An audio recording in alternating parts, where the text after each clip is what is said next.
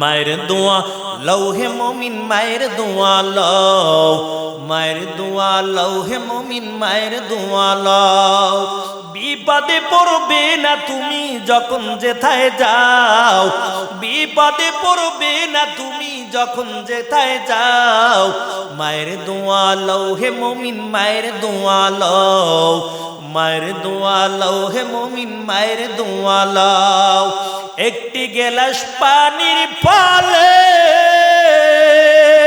বাইজিদের কোলে তুলে হাত তুলে মা করলেন দোয়া বাইজিদকে ওলি বানাও, হাত তুলে মা করলেন দোয়া বাইজিদকে ওলি বানাও। মায়ের দোয়া লও হে মুমিন মায়ের দোয়া লও, মায়ের দোয়া লও হে মুমিন মায়ের দোয়া লও। বিপদে পড়বে না তুমি যখন যেথায় যাও, বিপদে পড়বে না তুমি যখন যেথায় যাও। মায়ের দোয়া লও হে মুমিন মায়ের দোয়া লও, মায়ের দোয়া লও হে মুমিন মায়ের দোয়া লও। এর নবীর উম্মত করে বাতিটা জ্বলতেছে, আমি মায়ের ঘরের মধ্যে ঢুকলাম না, আমি তাড়াতাড়ি আমার বিবির ঘরের দরজার সামনে গেলাম। বারবার বিবির ঘরের দরজার সামনে আওয়াজ দিলাম, আমার বিবি ঘরের দরজাটা খুললো না। কিন্তু অনেকক্ষণ পর আমার বিবি ঘরের দরজাটা খুললো। আমি যখন ঘরের মধ্যে ঢুকলাম, আমার বিবি আমার সঙ্গে গরম মেজাজ নিয়ে কথা বলা শুরু করলো। ডাক দিয়া বলে, স্বামী আমার, তুমি ব্যবসার কাজে যাওয়ার পর তোমার মা আমার বদনামগুলো আমার দোষগুলো মানুষের বাড়ি বাড়ি হেঁটে হেঁটে বলছে, আমার নামে মিথ্যা কথা বলছে, আমার সঙ্গে ঝগড়া করেছে। হঠাৎ করে যুবকের মেজাজ গরম। আবার বিবি ডাক দিয়া বলে, স্বামী আমার, হয়তো তোমার মাকে এই বাড়িতে রাখবা, না হয়তো আমি এই বাড়ি থাকবো। তোমার মাকে যদি এই বাড়িতে রাখতে চাও আমি তোমার বাড়ি থাকবো না, আমি আগামীকাল সকালবেলা আমি আমার বাবার বাড়ি চলে যাব। তবে তোমার মায়ের বিচারটা করো, কেন আমার বদনামগুলো আমার দোষগুলো কেন মানুষের বাড়ি বাড়ি হেঁটে হেঁটে বললো, তোমার মা আমার সঙ্গে কেন ঝগড়া করলো। হুজুর আমার মেজাজ ছিল বড় গরম, আমি আবার মায়ের ঘরের দরজার সামনে চলে গেলাম গরম মেজাজ নিয়া। আমার মাথা তখন ঠিক ছিল না, আমার মায়ের ঘরের দরজাটা খোলা ছিল। আমি ঘরের মধ্যে ঢোকার পর আমি কানের মধ্যে একটা আওয়াজ পেয়ে গেলাম, আমার মা আমার জন্য দোয়া করতেছে, আল্লাহ আমার সন্তান ব্যবসার কাজে বিদেশে চলে গেছে, আল্লাহ আয় আল্লাহ তুমি আমার সন্তানকে নিরাপদে আবার বাড়ির মধ্যে ফিরাইও। হুজুর আমের কানের মধ্যে এমন আওয়াজ চলে গেল, কিন্তু আমার মাথা ঠিক ছিল না। আমি হাতের মধ্যে একটা লাঠি নিয়ে আমার মায়ের গায়ের মধ্যে আঘাত করা শুরু করলাম। যখন আমি মায়ের গায়ের মধ্যে আঘাত করে দেখি আমার মায়ের হাত দুইটা আসমানের দিকে বাড়ানো। আমার মা যখন আমার চেহারার দিকে তাকায় তখন আমার মায়ের প্রতি আমার মোটেও মায়া নাই। আমি বারবার আঘাত করা শুরু করলাম আর ডাক দিয়া বললাম, কেন তুমি আমার বিবির দোষগুলো মানুষের কাছে বললা? আমার মা কান্না করে আর বলে, সন্তান আজকে তুই না বুঝে আমার মায়ের গায়ের মধ্যে আঘাত করছো, তবে তোর বিবি নামে আমি দোষ মানুষের কাছে বলি নাই। তোর বিবি 3 দিন পর্যন্ত আমাকে খাবারও দেয় নাই, তারপর তোর বিবির নামে আমি তোমার কাছে বিচার দিতে চাই না। হুজুর আমার মায়ের গায়ের মধ্যে যখন আমি আঘাত করলাম, কিন্তু তখন আমার মায়ের হাত দুইটা আসমানের দিকে বাড়ানো ছিল। কিন্তু কিছুদিন পর আমার মা তো দুনিয়ার থেকে বিদায় হয়ে গেছে। বলেন আমার মায়ের কাছ থেকে আমি এখন কেমন করে ক্ষমা নিব? হুজুর আমার মা দুনিয়ায় নাই, তবে আমার দিলের মধ্যে এমন একটা ধাক্কা মারলো, আমি রাত্রবেলা যখন ঘুমাইতে যাই আমার মায়ের কথা মনে পড়ে যায়। হায় রে, আমার মায়ের ঘরের দরজা তো বন্ধ ছিল না, খোলা ছিল।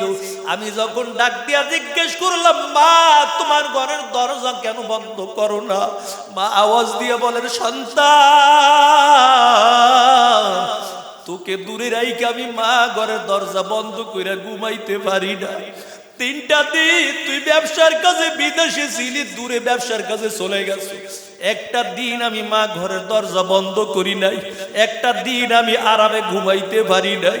প্রত্যেকটা রাত্রে তোর জন্য আমি মা তাহাজ্জুদ পড়ে পড়ে দোয়া করেছি, আর তুমি বিবির কথা শুনে আমার গায়ের মধ্যে আঘাত করছো।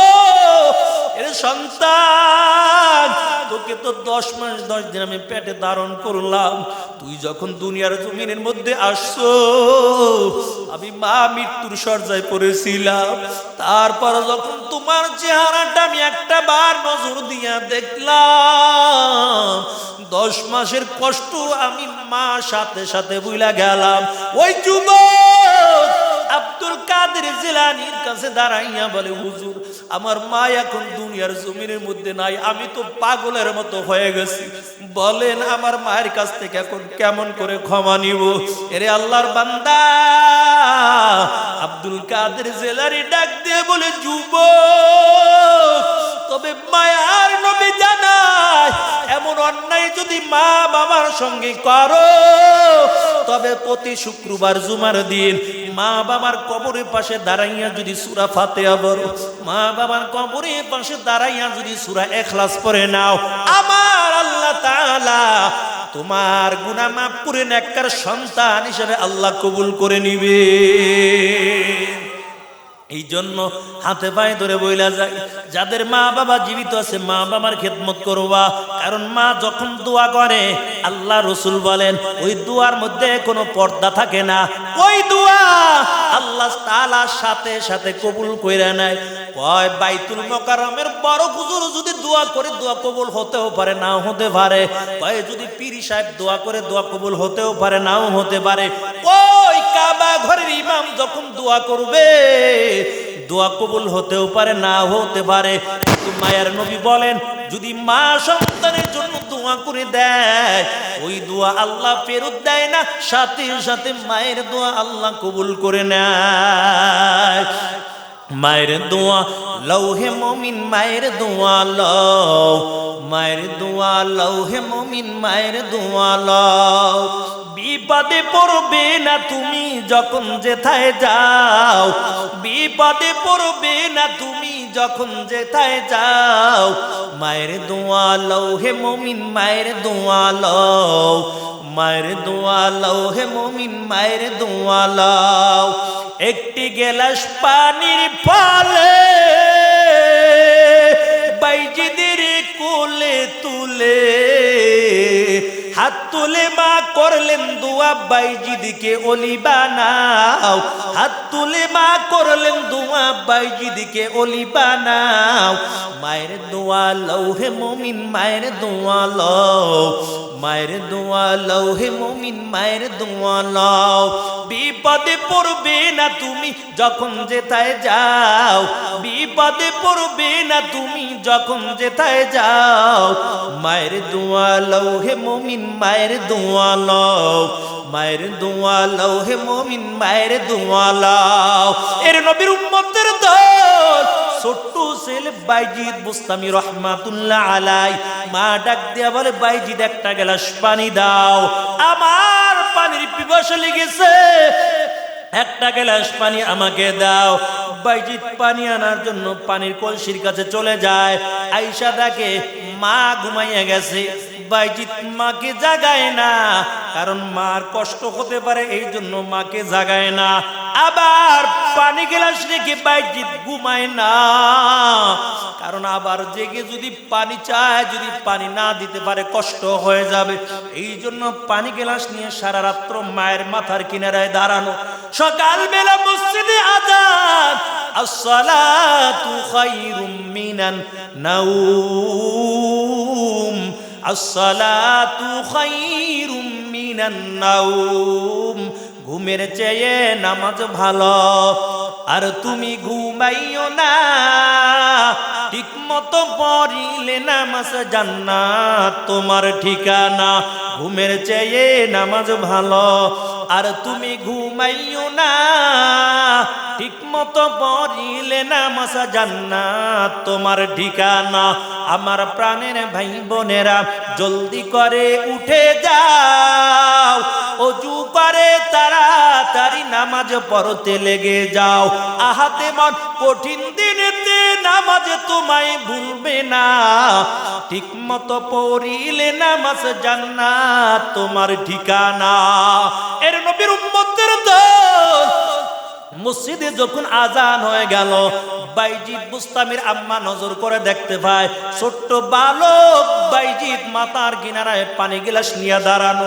মা ডাক দিয়ে বলে, রে বাইজিদ তুমি কি ঘুমাও না? পানি গ্লাস নিয়ে কেন রাত্র দাঁড়ায় রইলা?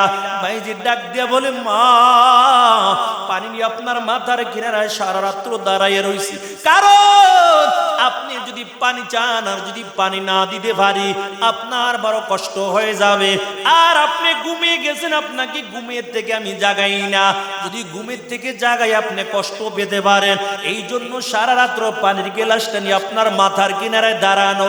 বাইজিদের মা উযু করে নামাজ আদায় করার পর দুইটা হাত আসমানের দিকে বাড়াইয়া বাইজিদকে কোলের মধ্যে জড়াইয়া আল্লাহর কাছে দোয়া করে দিল, আল্লাহ তুমি আমার বাইজিদকে জবানার ওলি বানাইয়া নাও।